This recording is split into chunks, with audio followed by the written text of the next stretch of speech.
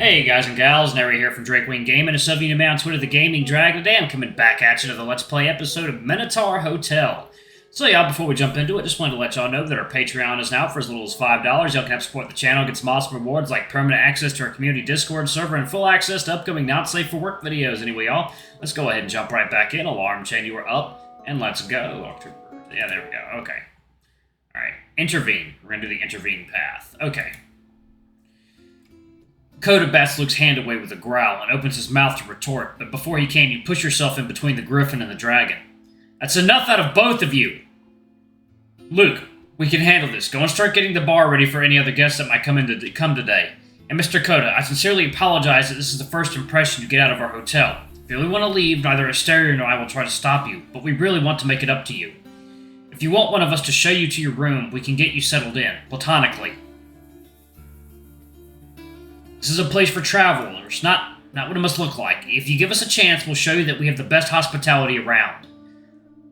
Very well. Mr. Asterion has been nothing but courteous and helpful so far, and I am willing to give you a chance to demonstrate what kind of host you are, Mr. Alexios.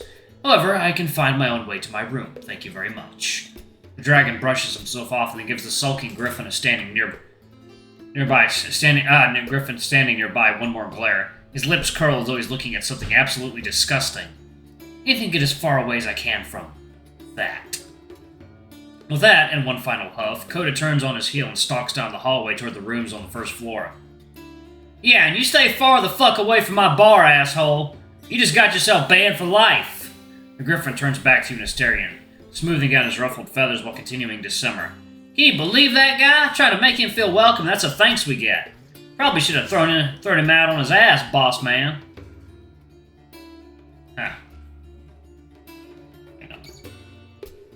You decided to just keep quiet. What can you say after all that?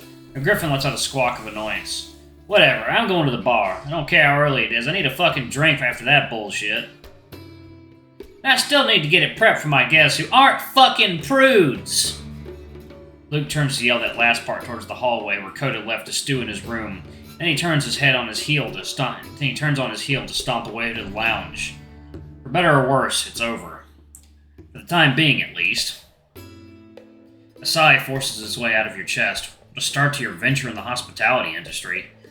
One would be forgiven if such a confrontation left him on edge, but for someone like Asterion, after all he's been through, what impact could it have? He turned to him. Asterion, sorry. I wasn't expecting things to take such a turn for the worse. Are you okay? The Minotaur looks down to the floor. His eyes dart to and fro as 100 ideas skitter around his mind. Air hisses as he inhales through gritted teeth. With each exhale, his nostrils flare and tremble. You get a brief glimpse into Asterion's eyes before they close. What memories, what emotions are going through his head at this moment? And then his lips tense, but not in the way you expected. At first, you have to strain your hearing to catch it, an occasional tittering here and there, like a harp string sweetly plucked. All at once, the strings snap, and in a burst, Asterion's laughter spreads down the hotel's hallways and all the way down the alley. He jerks to cover his mouth with a hand, and in doing so, he pushes pens and pencils off the desk. The gesture, however, only serves to highlight the corners of his mouth. Try as he might, they disobey him and raise themselves into a smile, and his single eye, not to be left behind, closes in joy. He rides out waves from a stealthy giggle to a back-bending, uproarious bellow. He hunches over the desk to catch his breath, and even between labored sobs, he keeps on smiling. He looks up at you through bleary eyes, streaked with shining tears. It takes him a dozen tries before he manages to spit out a coherent sentence. Me! I haven't felt this good in 100 years. This is good, my lord. This is what life is made of. I am alive again. Behind you, the door lets out a click no louder than a squeak. You turn around and find yourself facing a couple, just as they drop a pair of tall backpacks on the floor. What the fuck? These people come from? Alright, 1 second now. Water time. Maybe I should have sided with Luke. You turn around and find yourself facing a couple, just as they drop a pair of tall backpacks on the floor. The two stop dead in their tracks as they catch sight of the Minotaur behind the counter, heaving in an outburst of hysterical laughter. In that earth-shattering moment, their minds run wild. A hotel in the middle of a lifeless desert, seemingly abandoned but housing nothing less than a Minotaur. A laughing bull man, in fact, whose boisterous bellow sounds too song-like to impose terror. Asterion catches sight of the couple from the corner of his eye, but it does nothing to stop him, and in fact, the presence of an audience only seems to amplify his mirth. It does not last more than a handful of seconds, even if it feels like an eternity. For laughter to overtake fear and apprehension, for it to bridge the gap between the mundane world outside and the haunting hotel. First, the lady approaches, and then the man follows as the pair make their way up to the reception desk. They look at you, then at the Minotaur, then back to you. Excuse me, but what is this place? It's a hotel. Oh, it's a hotel. Her large, sharp eyes lock onto the incapacitated Minotaur as he finally regains a semblance of composure. Yes, but what's up with him? Asterion is supporting himself against the wall, breathing slow and deep to steady himself as the aftershocks of laughter rock through him. It's a very special day for him. He hasn't had guests in quite a while, and right before you arrived, we had quite a commotion. No, I mean, what is he? Well, he's our fine host. Small is the gap that keeps mankind away from all sorts of earth-shattering truths. All humans, when given the opportunity to glimpse a secret, can choose to turn back and return whence they came. Forget what was beyond that sliver no wider than a door's breadth. But laughter, that essentially human song, beckons. This is Master Alexios, and my name is Asterion. Here's your room key. Dinner will be served at 7 p.m. It is a pleasure to have you with us, and I hope you enjoy your stay. Chapter 9. Dinner at the Lounge. How many chapters there are? This game has been around for a while, from my understanding. Oh, that's cool. 10 guests have settled in by the end of the day. The hitchhiking couple, they had been backpacking through Eastern Europe before being pulled into the hotel, who will stay a day or two before proceeding with their journey. A duo of blue-collar workers from South America, who seem to have stumbled on a roadblock on their work trip and are now waiting a few days for supplies to arrive. A gang of 4 college-age students from the Middle East whose car broke down in the middle of nowhere, being pulled into the hotel spared them from a night shivering in the cold. And Lucas Walker, that overeager griffin, to put it lightly. Luke learned a lesson in modesty and put on more clothes. Now he is whipping up as expected a traditional all-American meal to satisfy his hungry guests, a big batch of burgers. You watch the griffin work with practiced ease despite the position's novelty to him. He's used to cooking for a group. If the speed at which he shapes the minced meat is in his talons is any indication.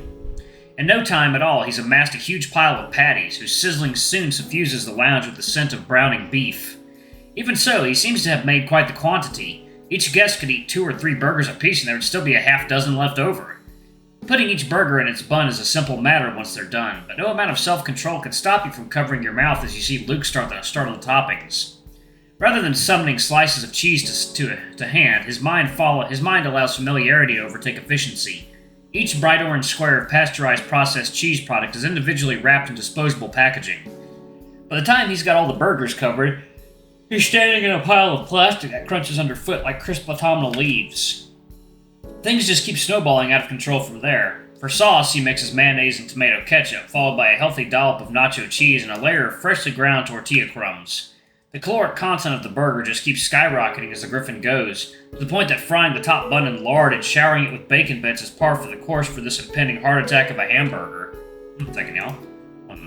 Water time?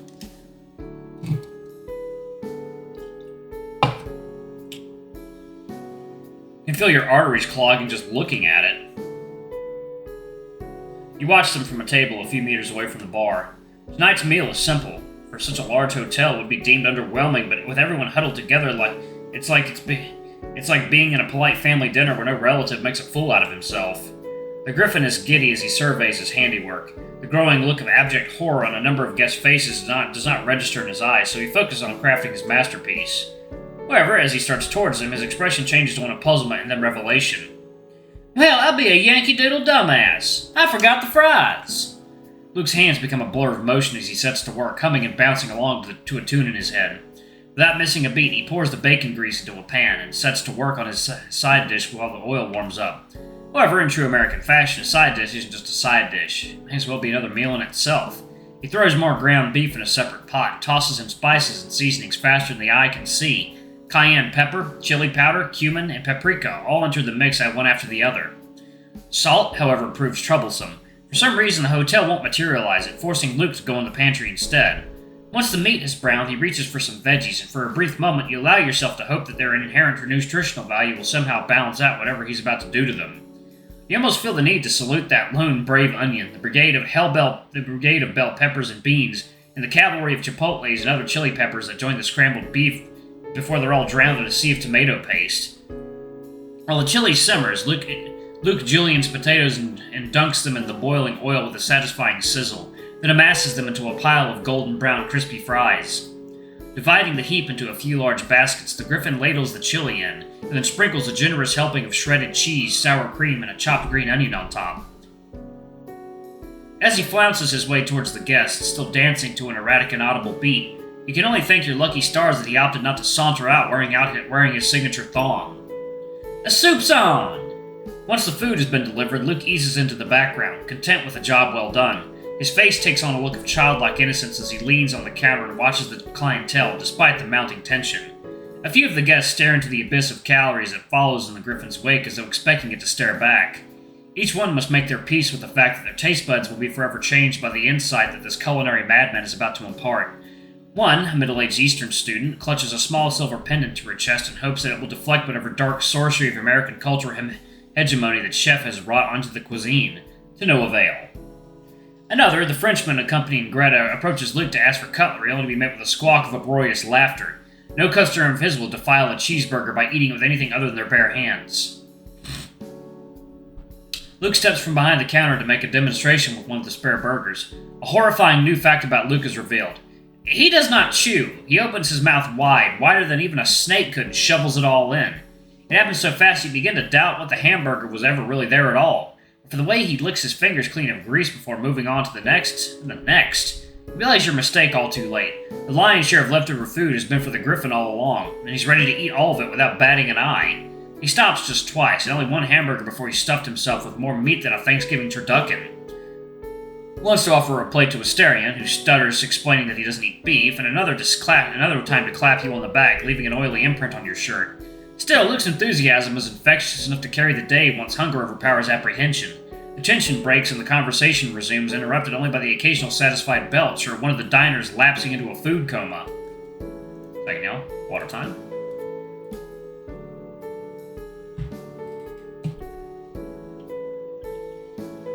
So he basically just opened up the Heart Attack Grill. And if y'all don't know, that is an actual place in Arizona. Look it up. It is run by a former nutritionist, I believe. Irony is thick. Some of the guests sit at the bar close enough to each other to shout over the music blasting from the speakers. Others sit at the large round table, sharing conversation with each other. Laughter skitters around, whispers and chit-chat hum and drown out the kitchen's noise. They exchange stories of their travels and how they found themselves here in the first place, but every few minutes you hear whispers about the Minotaur, the Dragon, and the Griffin. Some guests were more apprehensive than others when they arrived. Seeing a Minotaur as a receptionist was a shock, but Asterion revealed a charisma and levity that captivated their curiosity. At a glance, he knew how to best address each guest. Some required reassurance, others did not think twice before stepping in and asking for a room. At times, he even joked around about his own bullish appearance to break the ice. In turn, the guests' indiscreet glances and hushed whispers didn't even make Asterion flinch. It was as if he did not notice them at all. But now, over dinner, the guests talk amongst themselves. It does not cross their mind how peculiar it is that they will all speak the same language in this hotel in the middle of nowhere. Though a number of them approach you to offer you a word of thanks, the guests' high spirits are compliment enough, a testament to your hard work in refurbishing the hotel with Asterion.